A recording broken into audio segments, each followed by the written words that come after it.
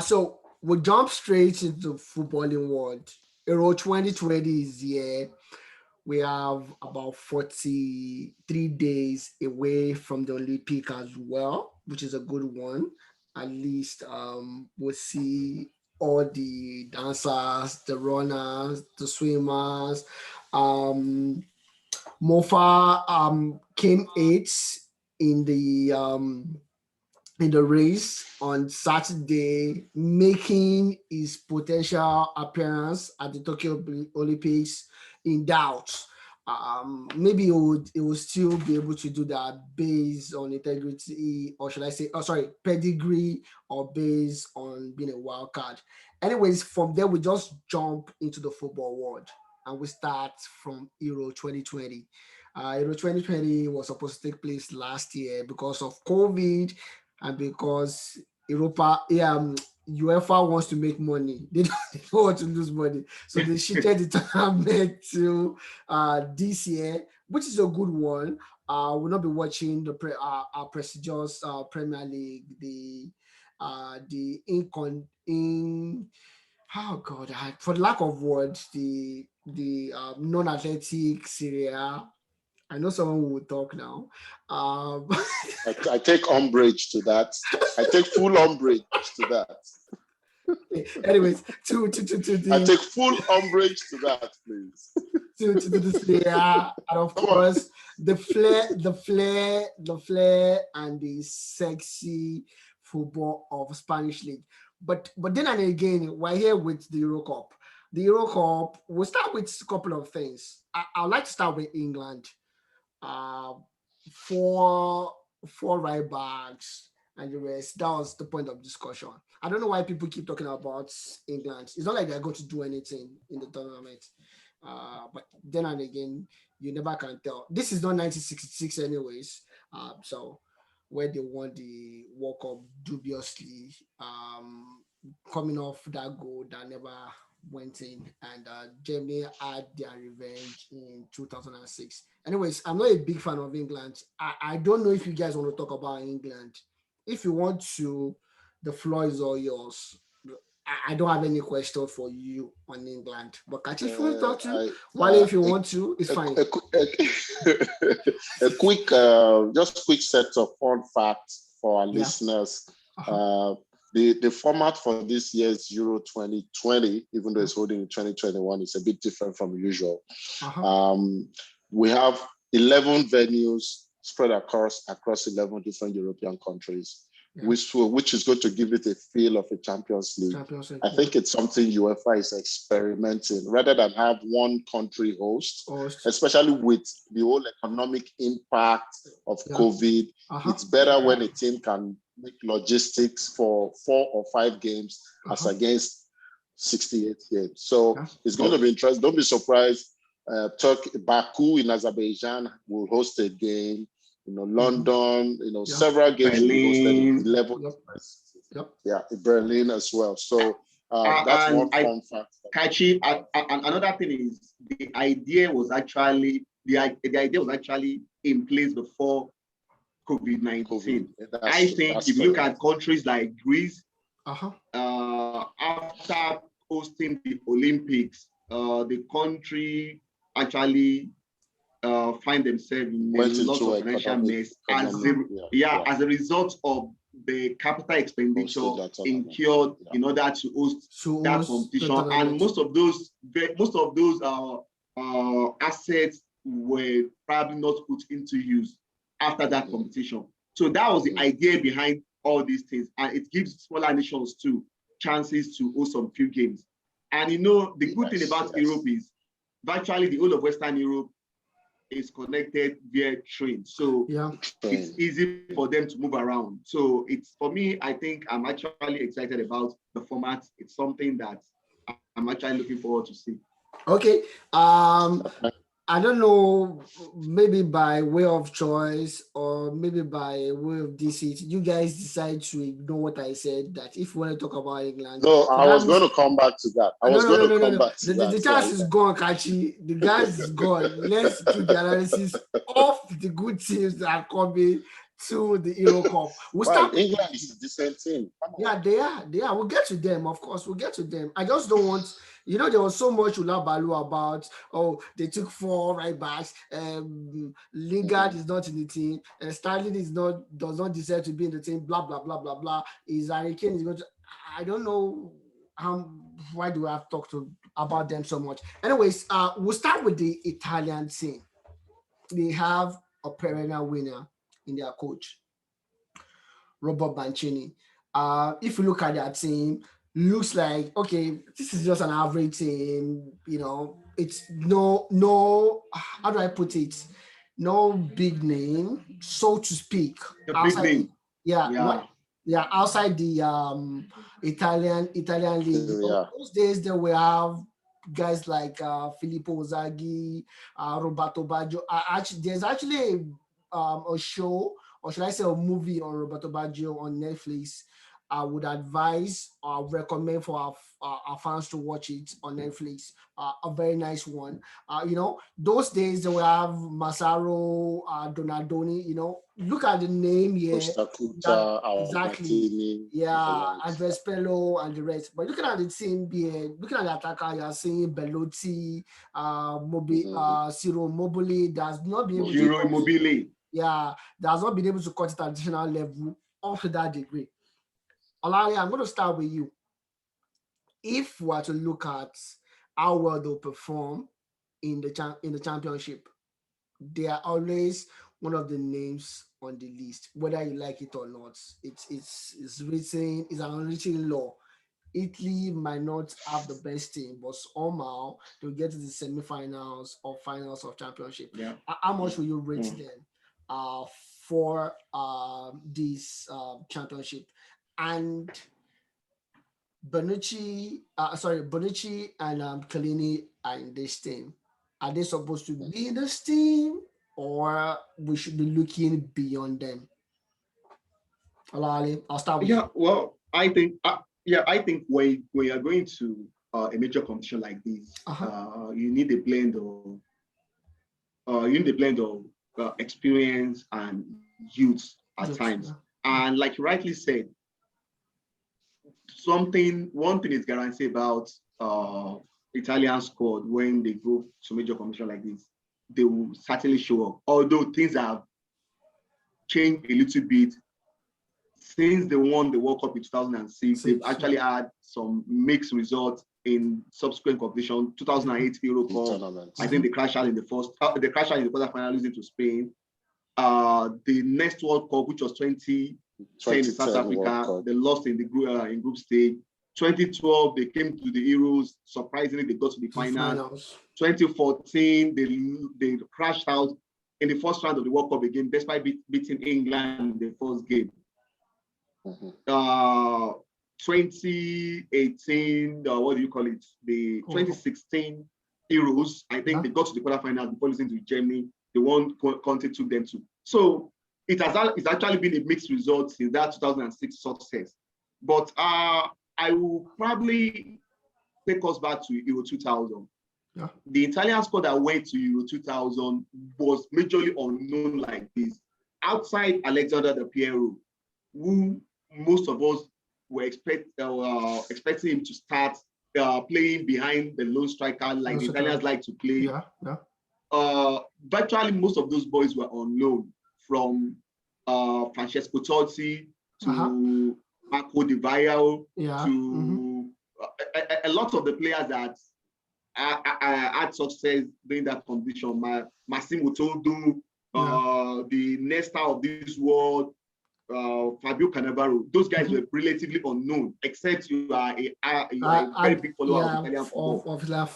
So I still think that they still have some players. Like one thing you can't take away from Italian squad is organization. Expect them to keep their organization. And in knockout competitions like this, you can hardly bet against teams that have organization, because they have a way to prepare themselves for every game. It's just a one-off game. They have a way of and I still think they still have some decent guys you have to watch out for the son of Enrico Chiesa. Yeah. The guy that plays for Federico Juventus. Chiesa. I can't remember his Federico I Chiesa. can't remember his first name again. Federico Chiesa. I remember the father's name very well, Enrico Chiesa. So Enrico done so many damage to many guys. So I expect a lot of things from Federico Chiesa. I think is going to do a lot of things from the left side of the attack. Yeah. And for Belotti and Immobile, whoever gets the chance to start, I think you can't just bet against them. I think the minimum we should probably be looking at for this is probably quarterfinal. Yeah. Okay. All right. Kachi, I'm gonna come for you now, and we're gonna straight to Brussels, Belgium to be exact. We've seen what Roberto Martinez has done in the past. He's a relatively good coach. He knows his stuff very well. He did it. We can't fault his credentials. That's the truth. And if you are looking at their team, that we are looking at a very good team, so to speak, right? By the fact that Eden Hazard, who happens to be their best player over the last decade, has been in some patch of form. But they still have KDB, they still have Yannick Carrasco, they still have Romelu Lukaku, they have Thor Hazard, who happens to be a very, very good player.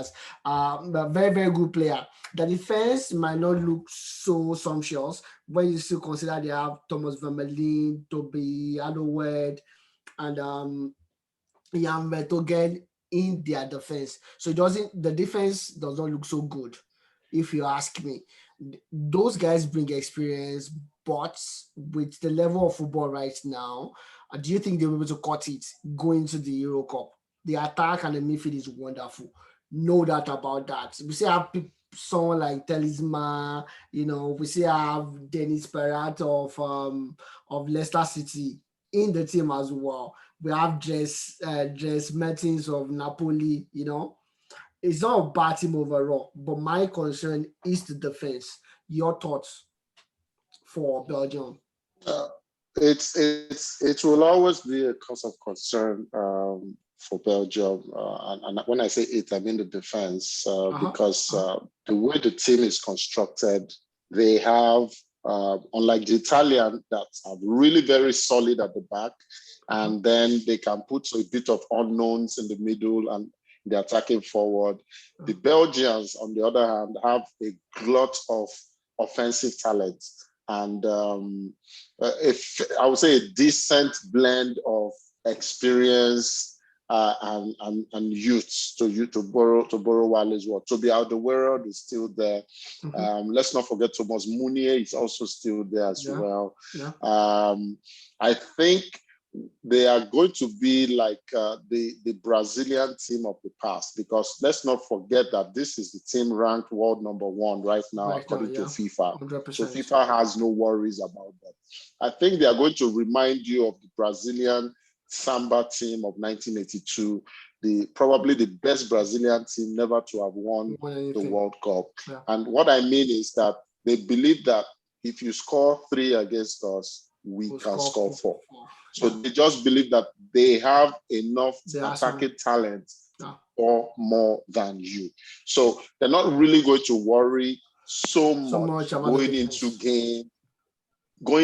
games about the defense. And then their group is a very, very winnable group. They have Denmark, they have Finland, they also have Russia. So it's not as if they would go through a bit of a test before they find their rhythm. Sometimes what these group games do for you is help you develop a rhythm. You win your first game, your confidence is high. You win your second game, you know that you can bring in the fringe players and get them some game time experience as well. I see them also moving. They are one of the favorites, whether we like it or not. Of course. If they don't make the semi-final of this tournament, it will be deemed a failure for them. Of course. Unfortunately, they are not hosting any game. There are no games being hosted in Belgium during this tournament. I don't think Brussels is there, but even at that, I expect them to at least compete and get to the semi-final. Just to move at a faster pace and look up across all the other teams, we'll go to Holland. Holland, for all we know, they've been perennial failure when it comes to international football. As good and as good as that team is, you wonder what happened, whether it's just a luck, whether it's just they've had wonderful coaches. You can't fault them in any angle. Anyways, for this team, does not look overtly good for me. Still parading guys like Daniel Blind, Matas, Delete, Steven Davic of Inter Milan. That's a wonderful defender. Patrick Van Aanholt of Crystal Palace, and up front they have Steven Bourgeois of Feyenoord, Luke De Jong of Sevilla. He hasn't been playing so much. Memphis Depay is their best player right now. Olali, scale of 1 to 10, how will you rate this Dutch team? For me, average. You say 5. Okay. Yeah, because now if you look at their when you look at the attack, you said Luke De Jong, the Sevilla striker hasn't been playing. It's actually average. When Memphis Depay is your go-to guy, you always feel like it's not. Yes, they have some exciting players, like what's this other the young guy in Barcelona who probably Frankie de Jong. Frankie de Jong. Yeah, so we've not really seen much of him in Barcelona. That's probably due to a team thing. But I was reading an article some couple of days ago. Yeah. The coach seems to be having a bit of conflict about where the Dutch naturally likes to play a fluid 4-3-3. I think they made the formation very, very popular around the world. But I think the coach he has a bit of reservation about either his defense. He's trying to experiment whether he should stick with to go with a 3-5-2 or go to a 4-3-3. One thing I've observed about most teams when teams consider to go with a 3-5-2, there is an obvious weakness in the team. So because 3-5-2 has a way of covering up a lot of especially when a coach doesn't really trust his defenders a lot. A 3-5-2 seems to be more a safe formation. So he has been having that kind of conflict about. I know most Chelsea fans would not subscribe to what you just said now, Lale, but go ahead. So I think it's an average team. Now they are even missing the Van Dijk, who will not be part of this competition. Is one of their biggest stars. So for me, I'm not expecting much from the Dutch team, but I will not be surprised if they make some noise in the competition. Yeah, okay. And of course, Kachi, I'm going to come for you for England. England. They have Jack Grealish. Can Jack Grealish be their Waza for this tournament? That's the question on everybody's lips. Grealish, I love him. Technically sound, fast with the pace, as a good footballing head for an English guy. You wonder whether he's an Italian by birth, just converted to an English, when you see this guy. And of course, there's a particular guy that people seem not to talk about so much, and his name is Jude Bellingham, who somebody did to Man City in the Champions League. So basically, on a scale of 1 to 10, how will you rate the English going into the tournament? The English team will perennially be, on paper, a very, very good team because there's a lot of spotlights on the league. We see these players, making the waves in and out. So every time. We always feel that the English team, dating as far back as I'll probably say the 1998 World Cup with a very young Michael Owen, has perennially underachieved. But on paper, they have a very decent team. My only concern is that the only tournament proven scorer they have is Harry Kane. Raheem Sterling has gone to 3 international tournaments and he has a grand total of 0 goals in this tournament. So just like you, just like you, my dear friend. But yes, there's a lot of talent in that midfield. For Jack Grealish, I think he will be more of an enforcer than a flair person. I think that flair responsibility would lie on Phil Foden and possibly to some extent Jude Bellingham and Bukayo Saka. There's a really good mix, although I'm a bit wary about that defense. Harry Maguire, the jury is still out for him on whether he's worth that money that United paid for him. Kieran Trippier is coming from winning the La Liga, so there's high confidence there. Kyle Walker, will run and run and run for you. But when you meet teams that can expose you, like Chelsea exposed them in the Champions League final, it will be a cause for concern. So on a scale of 1 to 10, I will give them a 7. That is because they have a way of bottling it when you don't expect them to.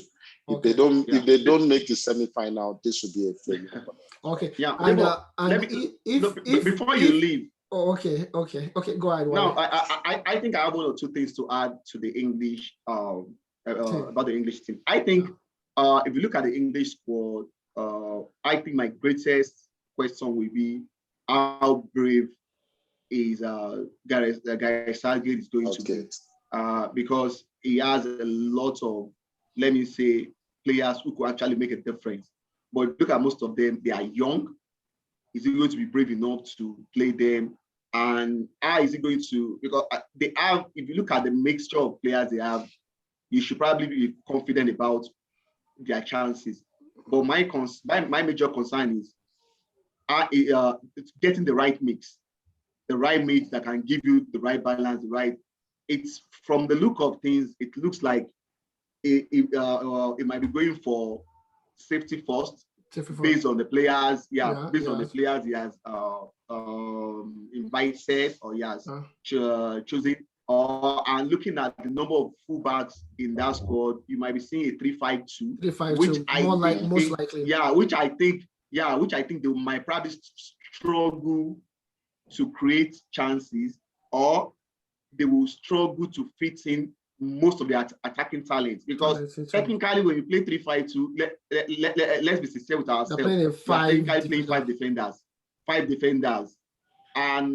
By the time you add probably 2 central midfielders, you only have 3 slots remaining for you. So how is going to get the right mix to winning games is, I think, so.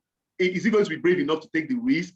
Because when you have Jude Bellingham, who is very young, who looks like a box-to-box type, if you have a Jack Grealish, who is very comfortable on the ball, if you have a Foden, who is comfortable, very intelligent, direct, you have a Jadon Sancho, these are very good talents. Very good talents. That should ordinarily, if you can get the mix right, they should ordinarily take you far. But my concern is for him to get the mix right, because, like I said, safety first, you still see Rashford, you still see Sterling, those are the usual suspects. You know, those choices that even if the team fails, people might not question you, like, why are you starting Sterling? Why? But if the team fails with you starting those young guys, it could be like, so I think for him, it's more of how brave is he going to be. Okay, all right. I just hope he does not listen to Kachi and does not make Grealish an enforcer, because if he does, okay, I'm not saying anything.